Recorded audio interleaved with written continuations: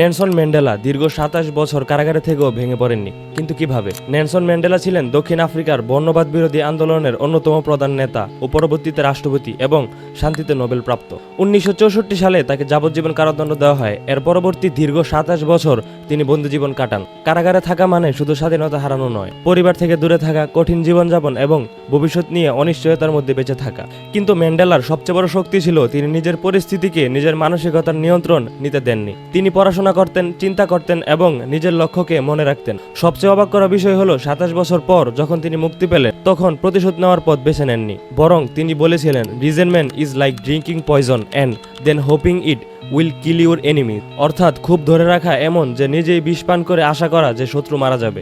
ম্যান্ডেলার জীবন আমাদেরকে একটি গুরুত্বপূর্ণ শিক্ষা দেয়। আপনার সঙ্গে কি ঘটেছে সেটা সবসময় আপনার নিয়ন্ত্রণে থাকবে না, কিন্তু সেই ঘটনার পর আপনি নিজেকে কিভাবে তৈরি করবেন সেটা অনেকটাই আপনার নিজের হাত।